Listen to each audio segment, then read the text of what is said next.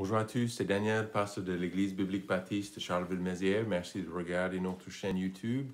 Ce dimanche, on va continuer notre étude par rapport des mensonges qui sont dans le monde par rapport de notre Dieu, par rapport de lui-même. Et vous savez comme moi, il y a énormément de mensonges par rapport de Dieu, par rapport de Jésus. Et le mensonge numéro 2 qu'on va essayer d'examiner, c'est le Créateur est désintéressé par sa création. Donc voilà, le Créateur est désintéressé par sa création. Si vous avez une Bible, trouvez avec moi Colossiens, chapitre 1, dans le Nouveau Testament, Colossiens, chapitre 1, juste après l'épître de Paul aux Philippiens, Colossiens 1, on va lire 6 versets ici, verset 12. On va commencer avec le verset 12.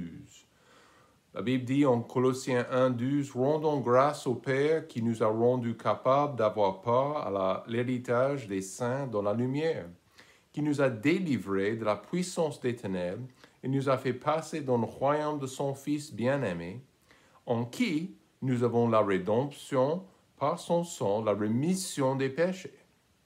C'est lui qui est l'image du Dieu invisible, le premier-né de toutes les créatures. Car c'est en lui qui ont été créées toutes choses dans les cieux, sur la terre, les visibles, les invisibles, soit les trônes, soit les dominations, soit les principautés, soit les puissances. Tout a été créé par lui et pour lui. Il est avant toutes choses et toutes choses subsistent par lui. Prions. Père, merci pour ce passage, merci pour la lumière que nous trouvons dans les Écritures pour donner une réponse aux questions, pour donner le soutien face aux mensonges qui existent dans notre monde aujourd'hui. Bénis cette leçon, bénis chacun de nous.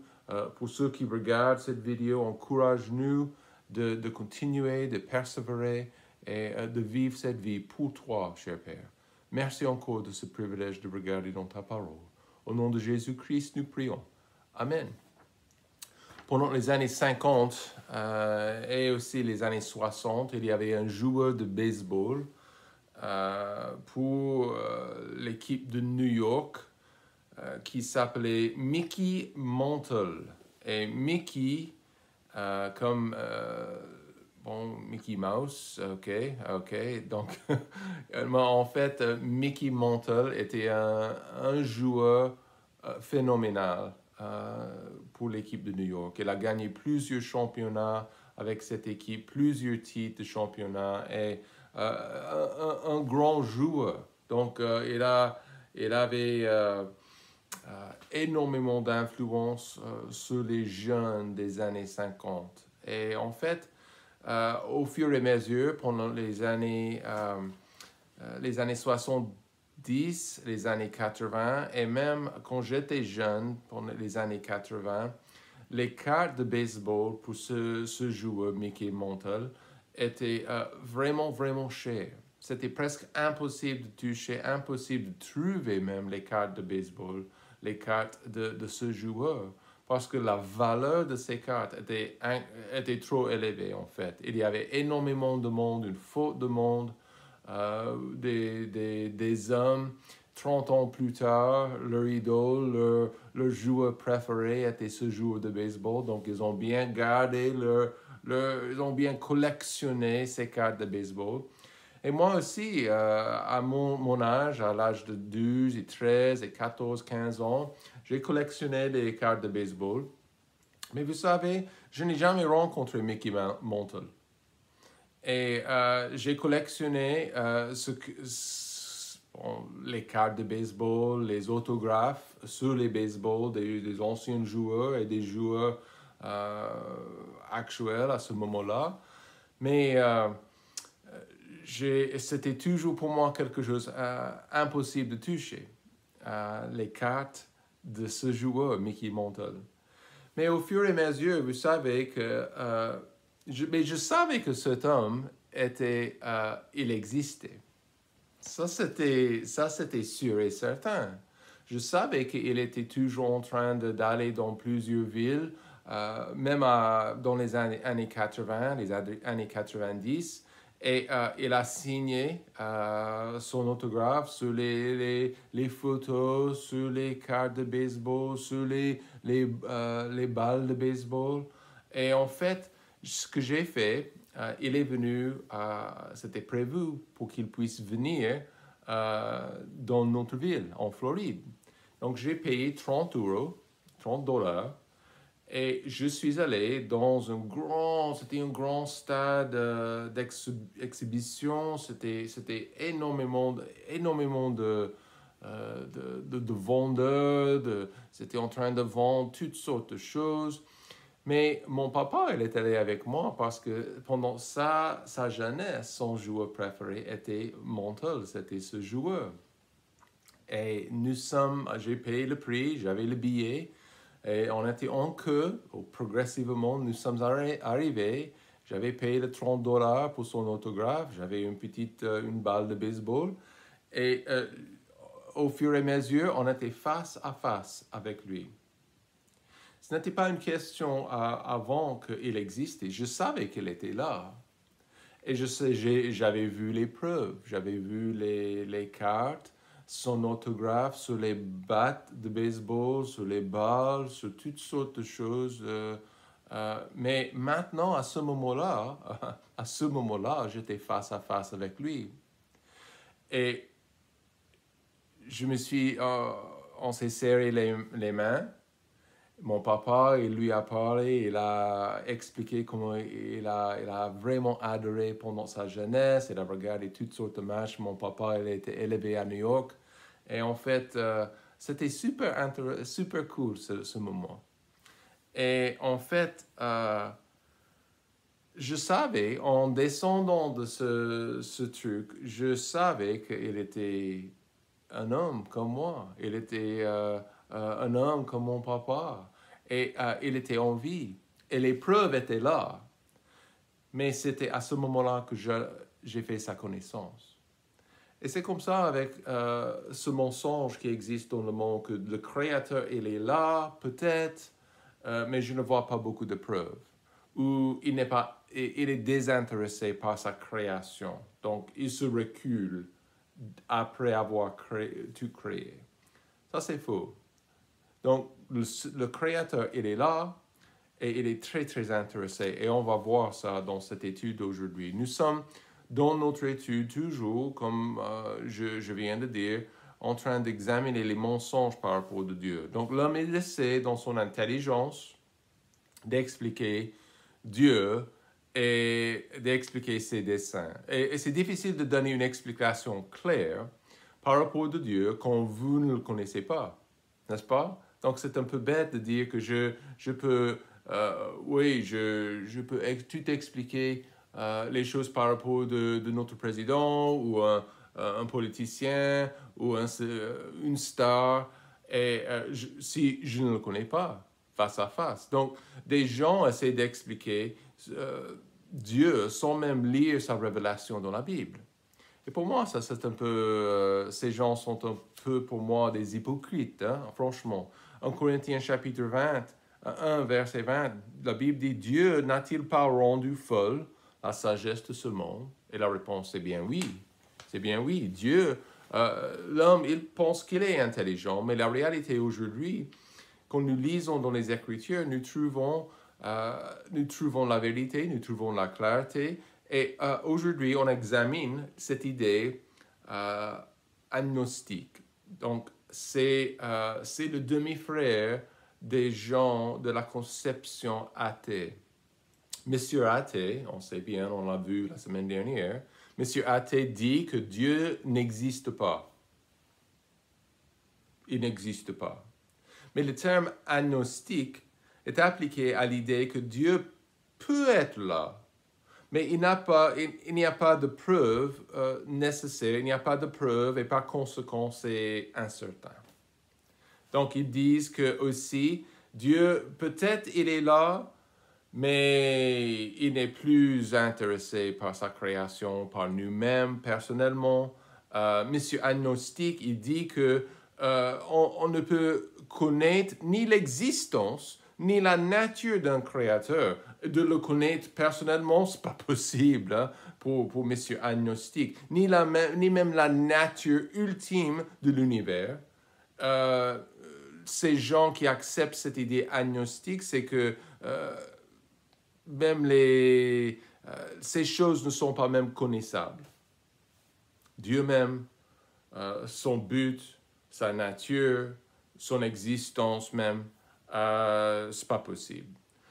C'est un point de vue, si je peux dire, intellectuel, qui semble donner des excuses pour la même incroyance de monsieur athée. D'accord? Mais sans vraiment faire des recherches nécessaires pour connaître Dieu. Donc, des fois, c'est comme un éléphant. Un éléphant ne va jamais s'asseoir sur mon épaule. OK? Donc, mais monsieur agnostique, il me semble, en lisant ce qu'ils disent, et il semble qu'ils ont besoin d'un éléphant ou de Dieu de s'asseoir sur son épaule pour avoir la preuve nécessaire pour dire que Dieu est là et il est vraiment intéressé par ma vie et par nous-mêmes.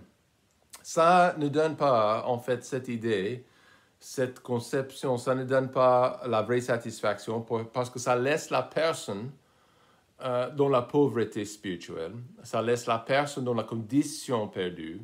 Et cette position est vraiment instable parce qu'elle admet qu'elle n'a pas de certitude absolue.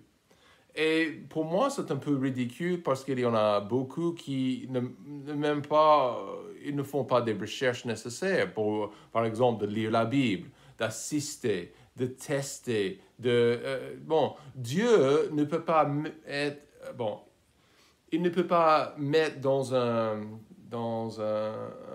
truc scientifique. Il est au-dessus de tout ça. Mais la réalité est que Dieu peut être connu. Les preuves pour son existence sont nombreuses. Les preuves pour son existence sont visibles même. Et ça, c'est important, un point important. Romains, on l'a lu la semaine dernière, Romains chapitre 1, verset 20. En effet, les perfections invisibles de Dieu, sa puissance éternelle, sa divinité, se voient comme à l'œil depuis la création du monde.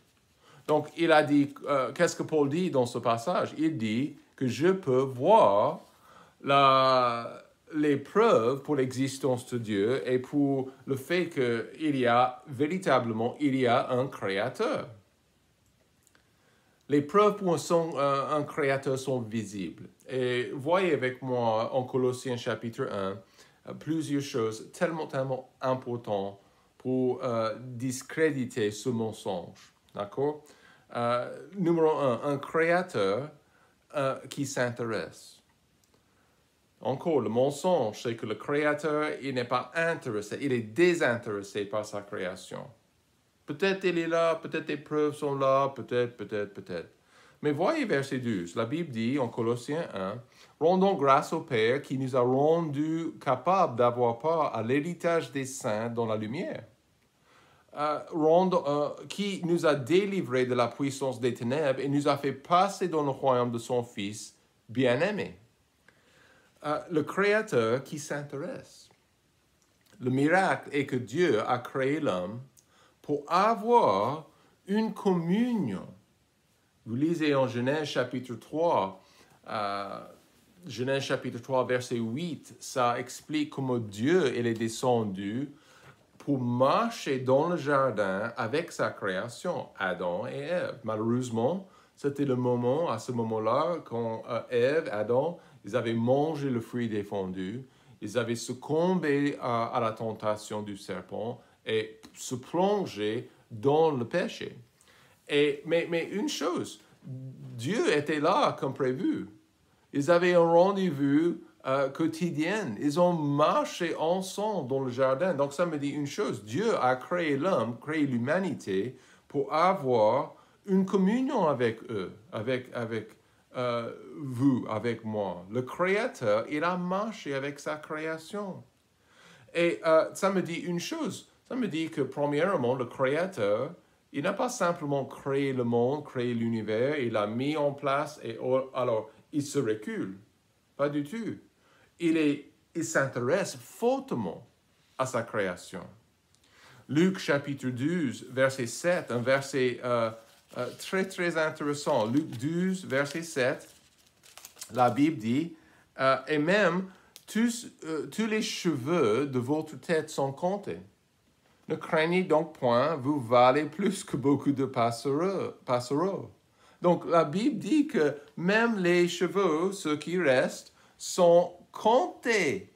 Donc ça me dit quoi? Ça me dit vraiment Dieu s'occupe, il s'intéresse de moi, il s'intéresse de ma vie, de ma famille, de mes enfants, de ma situation ici dans le monde. Certainement, il y a avec les mensonges, Satan veut convaincre les gens que Dieu n'est pas intéressé. Il veut, quand nous sommes dans le deuil, quand nous sommes dans la perte, quand nous avons énormément de problèmes, Satan veut que vous croyiez que Dieu n'est pas intéressé. Mais ça, c'est faux. Nous avons un Créateur qui s'intéresse de nous. Et c'est important que Dieu s'intéresse aux détails de ma vie, aux détails de nos vies personnelles, aux détails de nos jours quotidiens. Une réponse naturelle, c'est quoi? Paul a dit en verset 12, « Rendons grâce au Père. » Ça devrait être la première réponse de chacun de nous, si nous le connaissons, de dire « Papa, merci ». Merci, de rendre grâce. Ça devrait être reconnaissant, d'être reconnaissant jour après jour après jour. Pourquoi? Parce que j'ai un Papa céleste, j'ai un Créateur qui s'intéresse de moi. Gloire à Dieu. Et il y a aussi, pourquoi? Qu'est-ce qu'il a fait? Qu'est-ce que ça veut dire? Il a préparé un chemin. Verset 12, la Bible dit, « Rendons grâce au Père qui nous a rendus capables d'avoir part à l'héritage des saints dans la lumière, dans le ciel. » Il y a aujourd'hui même, il y a des saints, il y a ceux qui sont sauvés, qui sont pas déjà passés en éternité avant moi et qui sont actuellement là. Donc, qu'est-ce que Dieu a fait? Même pour moi, en 2021, dans cette période de vie, de l'histoire, il a préparé un chemin pour moi pour que je je puisse le connaître, pour que je sois membre de sa famille. Qui a préparé ce chemin? Lui, qui nous a rendus capables d'avoir part. Oh, ça dit beaucoup de choses. Dieu a tout fait. C'est lui qui a tout fait. Maintenant, je suis membre de sa famille. Je suis saint, selon les Écritures. Et donc, ça change tout. Donc, un Créateur qui s'intéresse, il a préparé un chemin. Aussi, il libère le captif. Verset 13, qui nous a délivrés de la puissance des ténèbres. Voilà notre situation sans Christ, dans les ténèbres. Nous a fait passer dans le royaume de son Fils bien-aimé. Avant, j'étais membre, j'étais dans le royaume des ténèbres. J'étais cadavre spirituellement. Mais il a changé ça. J'étais esclave dans les ténèbres. Mais il a agi. Il a agi pour me libérer.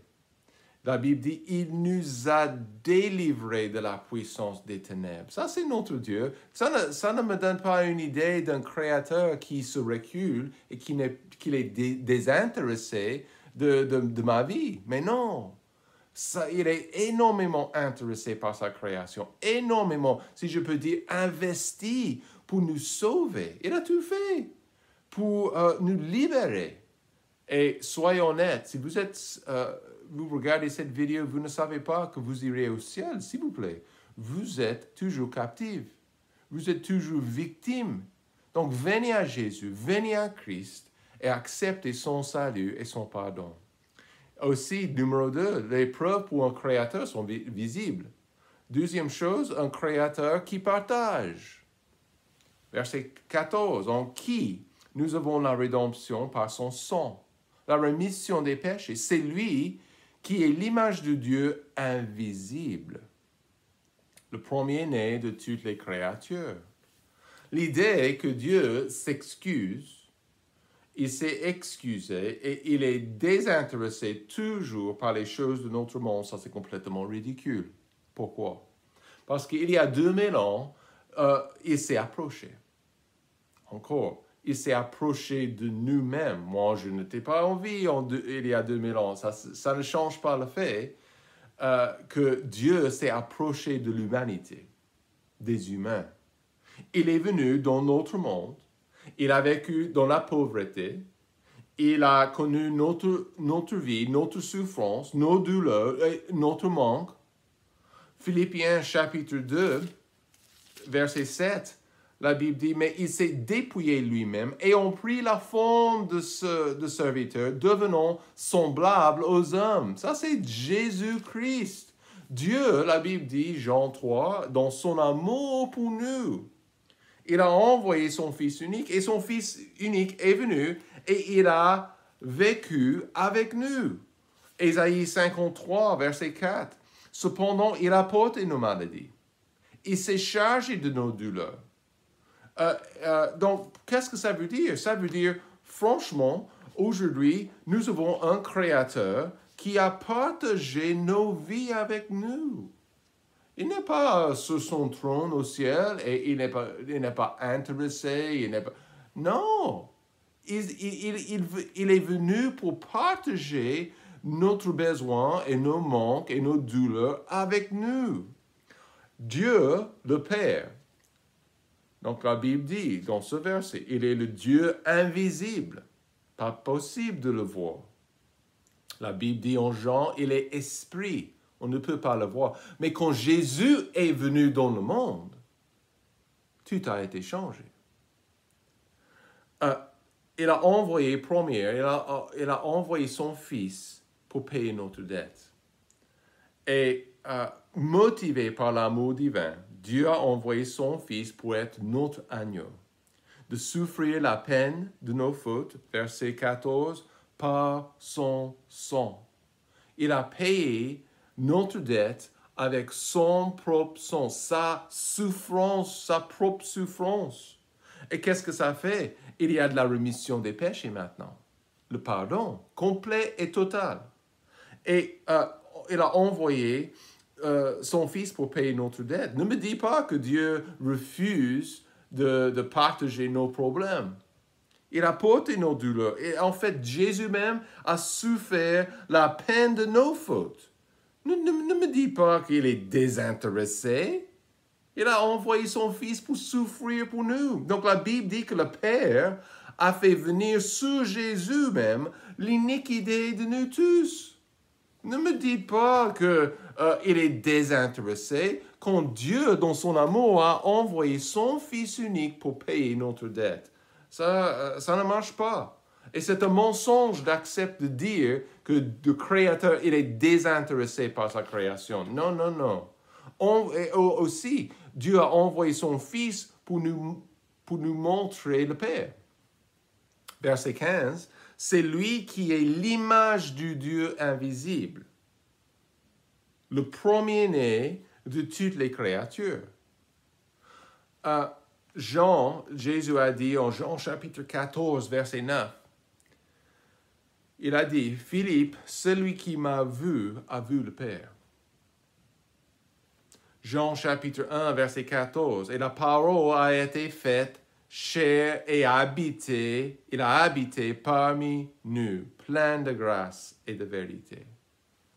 Donc, quand les gens ont vu Jésus-Christ, c'est clair, ils ont vu le Père, Dieu en chair. Et ne me dis pas que Dieu est désintéressé quand il a tout fait pour nous. Et de dire que Dieu a envoyé son Fils unique pour payer notre dette et pour nous montrer le Père, ça c'est incroyable.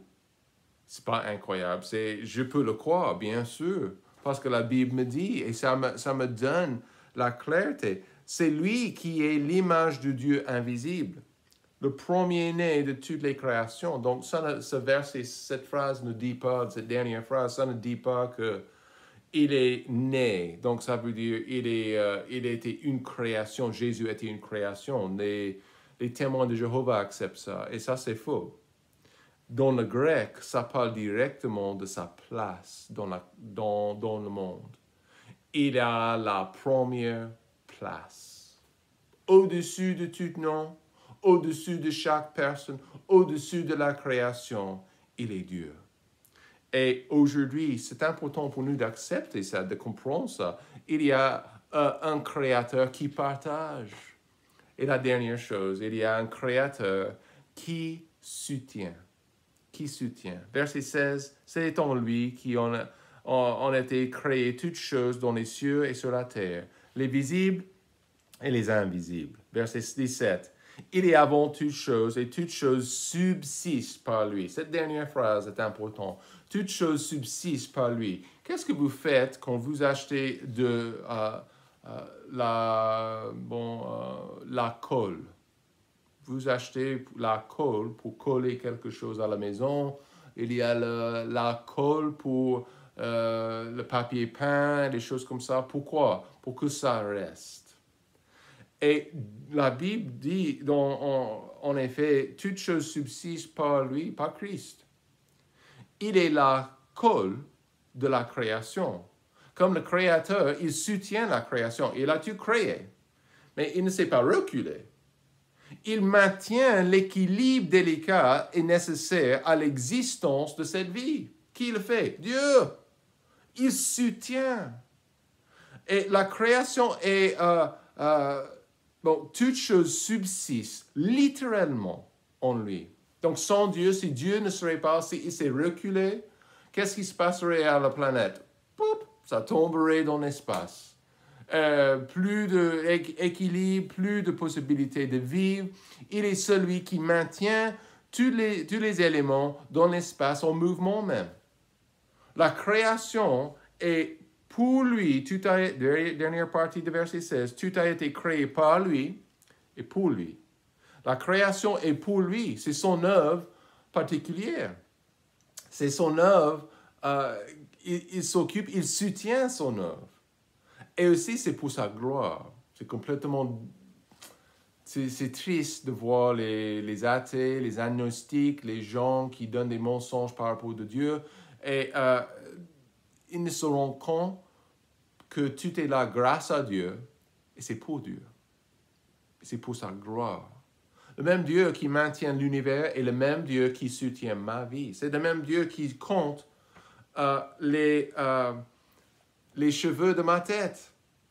Psaume 31, verset 3. Sois mon rocher, ma retraite, ma forteresse, où je puisse me sauver. Ça, c'est notre Dieu.